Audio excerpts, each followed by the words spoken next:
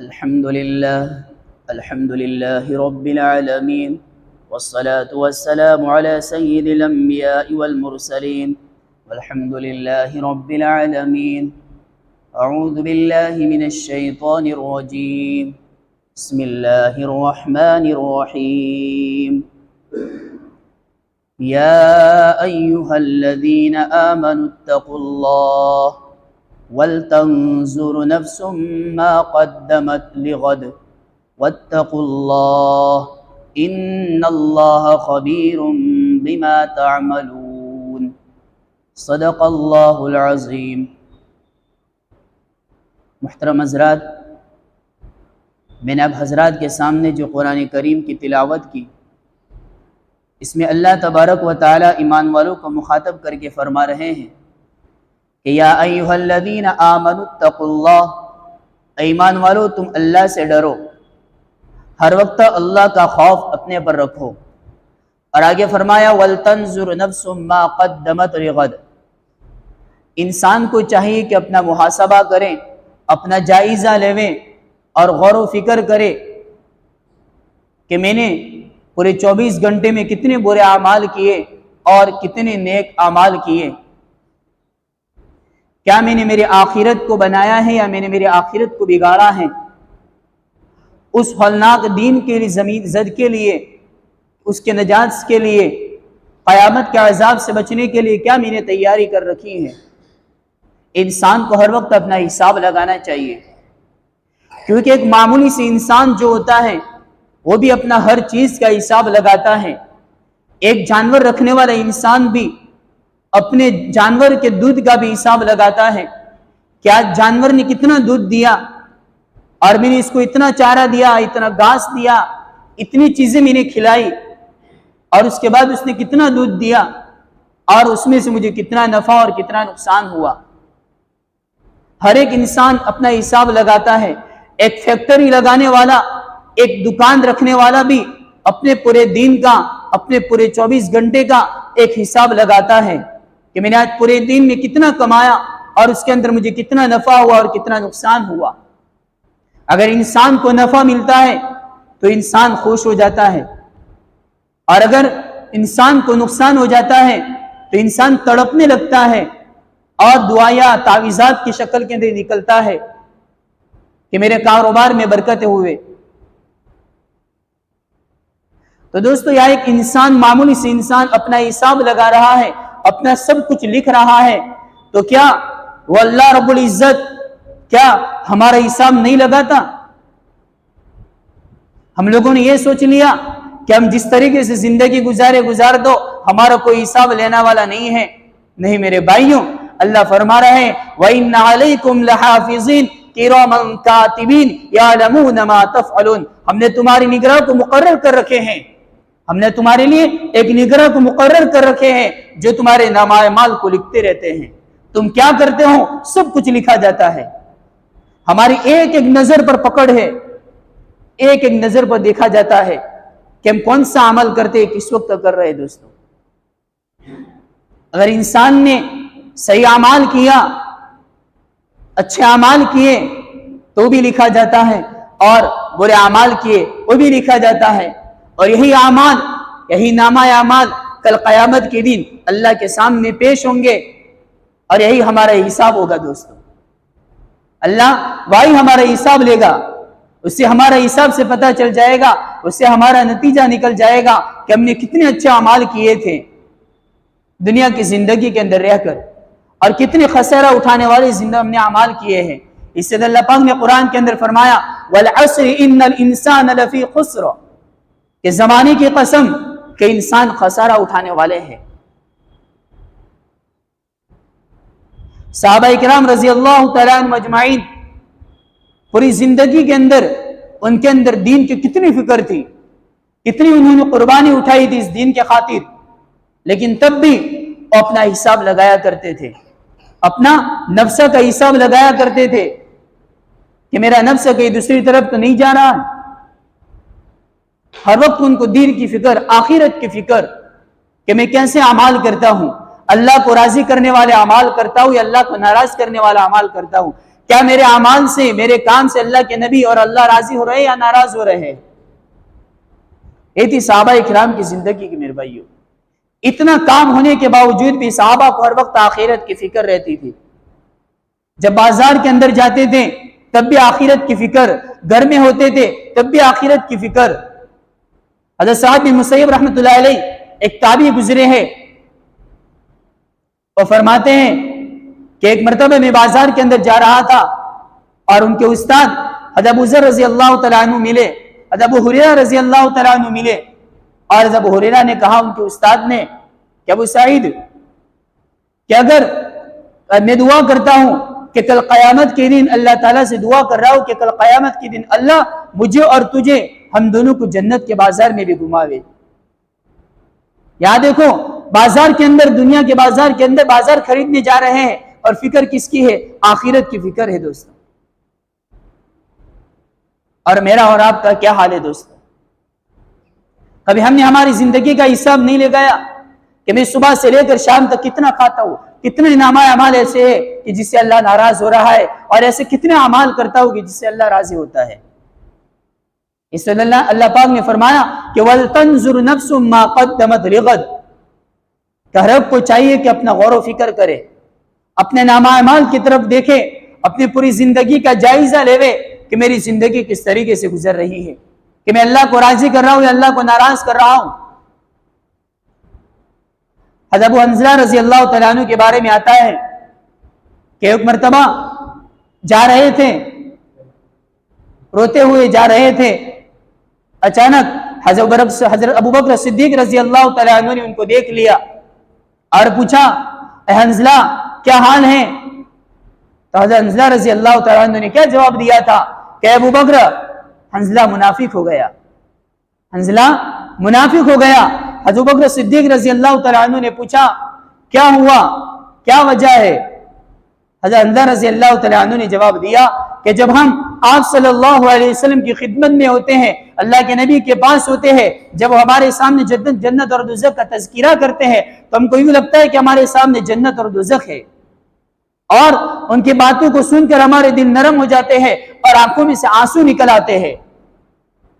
لیکن جب ہم ان کے مجلس کو چھوڑ کر دنیا کے اندر ہمارے گھروں میں چلے جاتے ہیں، گھر والوں کے ساتھ مشغول ہو جاتے ہیں، تو ہم آخرت کے ذکروں کو بھول جاتے ہیں، آخرت کے ذکروں کو بھول جاتے ہیں۔ تو حضرت بکر صدیق رضی اللہ تعالیٰ عنہ نے فرمایا کہ حنظلہ، یہ معاملہ تو میرے ساتھ بھی ہوتا ہے۔ پھر یہ دونوں آپ صلی اللہ علیہ وسلم کی خدمت میں پہنچے، آپ صلی اللہ علیہ وسلم نے پوچھا کیا ہوا؟ حضرت حنظلہ رضی اللہ تعالیٰ نے فرمایا کہ اللہ کے نبی، حضرت حنظلہ تو منافق ہو گیا۔ کیا کہا؟ حضرت حنظلہ تو منافق ہو گیا۔ اللہ کے نبی نے کہا کیا وجہ ہے؟ حضرت حنظلہ رضی اللہ تعالیٰ نے فرمایا کہ اللہ کے نبی، جب ہم آپ کی مجلس کے اندر ہوتے ہیں، جب آپ ہمارے سامنے دین کے تذکرے کرتے ہیں، جب جنت اور دوزخ کے تذکرے کرتے ہیں، تو ہم کو یوں لگتا ہے کہ ہمارے سامنے جنت اور دوزخ ہے، اور آنکھوں میں سے آنسو آنے لگتے ہیں۔ لیکن جیسے ہی ہم آپ کی مجلس کو چھوڑ کر دنیا کی طرف مشغول ہوتے ہیں تو ہم ہمارے آخرت کو بھول ہی جاتے ہیں، آخرت کو بھول ہی جاتے ہیں۔ تو اللہ کے نبی نے کیا جواب دیا؟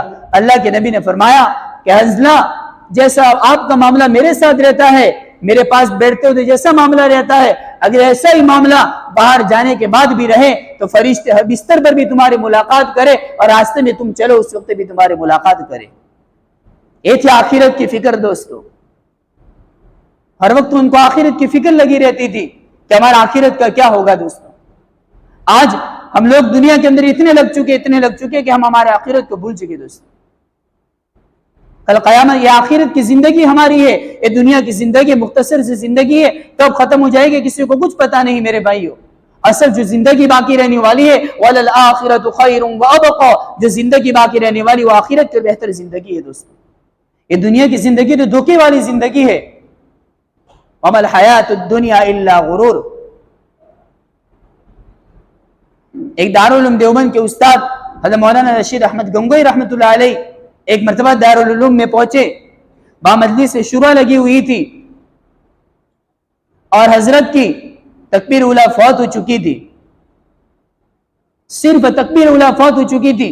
اس تکبیر اولا فوت ہونے کی وجہ سے ان کو ایسی تکلیف ہوئی, ایسا صدمہ لگا کہ جس کی وجہ سے اتنے بہت سخت بیمار ہو گئے. صرف تکبیر اولا فوت ہونے کی وجہ سے صدمہ لگا. تو لوگوں نے دریافت کیا کیا ہوا. کہا کہ 20 سال کے بعد حضرت مولانا رشید احمد گنگوئی رحمۃ اللہ علیہ فرماتے ہیں کہ 20 سال کے بعد آج میری پہلی مرتبہ ایسا ہے کہ میری تکبیر اولا فوت ہوئی ہے.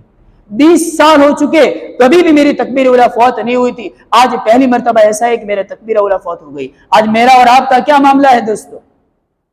20 سال کیا 20 منٹ میں کتنی رکعتیں چلی جاتی ہے, پورے دن کی کتنی نمازیں چلی جاتی ہے, لیکن ہمارے اندر کوئی افسوس نہیں, کوئی صدمہ نہیں. یہ میرے بھائیو نفس کا محاسبہ. ہم ہماری نفس کی فکر کریں کہ میرا نفس الٹا تو نہیں جا رہا ہے. جب انسان نفسوں کو صحیح بنانے کی فکر کرتا ہے تو تکلیف تو ہوتی ہے. نفس کے خلاف زندگی گزارو کہ نفس کہے کہ نماز نہ پڑھو تو نماز نہیں پڑھیں گے. نہیں میرے بھائیو, کل قیامت کے دن اللہ کے سامنے پیشی ہوگی. کل قیامت کے دن اللہ کو جواب دینے کا ہے دوستو. اس سے تو کوئی بچانے والا نہیں ہوگا. یوم یفر المرء من اخیہ وامہ وابی وصاحبتہ وبنی. ہر ایک ماں بھی بیٹے سے بھاگے گا, شوہر بیوی سے بھاگے گی, بیوی اور شوہر سے بھاگے گا. کوئی کسی کے کام آنے والا نہیں ہے. صرف کام آئیں گے تو ہمارے نامہ اعمال کام آنے والے ہیں دوست, ہمارے نامہ اعمال کام آنے والے ہیں. اس سے اپنی زندگی کو بناؤ, اپنی آخرت کی زندگی کو بناؤ جو ہمیشہ رہنے والی زندگی ہے, جو کبھی ختم ہونے والی نہیں ہے. ایک مرتبہ حضرت مولانا سفیان ثوری رحمۃ اللہ علیہ کے پاس ایک شخص آیا اور اس نے آ کر کہا کہ حضرت میرے پاس اتنا وقت نہیں ہے کہ میں بہت دیر تک بیٹھا رہوں, مجھے ایک مختصر سی نصیحت کر دیجئے, میرے پاس وقت نہیں ہے. حضرت مولانا نے فرمایا کہ میں تجھے مختصر ہی نصیحت کروں گا. بہت قیمتی نصیحت کی. انہوں نے کہا کہ دنیا کے لیے اتنی محنت کرو جتنا دنیا میں رہنا ہے. دنیا کے لیے اتنی محنت کرو جتنا دنیا کے اندر رہنا ہے, اور آخرت کے لیے اتنی محنت کرو جتنا آخرت کے لیے رہنا ہے. تو دنیا میں تو مختصر رہنا ہے دوستو, اصل جو زندگی ہے تو آخرت کی زندگی ہے. تو ہم کو آخرت کی زندگی بنانے کے لیے زیادہ فکر کرنی چاہیے. آج میرا اور آپ کا معاملہ کیا ہے دوستو؟ ہم خود حساب لگا سکتے ہیں کہ صبح سے لے کر شام تک ہماری زندگی کس حال کس کی فکر میں گزرتی ہے. بس دنیا کی فکر کے اندر گزرتی رہتی ہے میرے بھائیوں. جو دنیا ختم ہونے والی چیز ہے, بنانے والی ذات, بنانے والے اللہ کہہ رہا ہے کل من علیہا فان ویبقى وجہ ربک ذو الجلال والاکرام, کہ دنیا تو ختم ہو جائے گی, یہ دنیا فانی ہو جائے گی, اگر باقی رہے گی تو صرف اللہ رب العزت کی ذات ہی باقی رہنے والی ہے. بنانے والی ذات کہہ رہی ہے کہ دنیا ختم ہونے والی ہے, ختم ہو جائے گی, تب بھی ہم لوگ دنیا کے پیچھے لگے ہوئے ہیں. جو کام آنے والی زندگی ہے آخرت کی زندگی کو بلا دیا دوستو.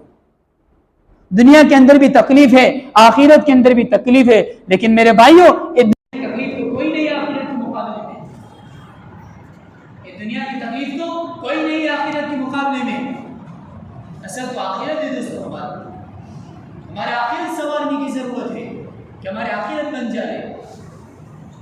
اللہ کے نبی اس سے تو دنیا کے اندر لوگوں کے اندر یہی فکر کرتے تھے, ایک ایک کی آخرت بن جائے, ایک ایک کا ایمان بن جائے. آج ہمارا دکان کا معاملہ کیا ہے؟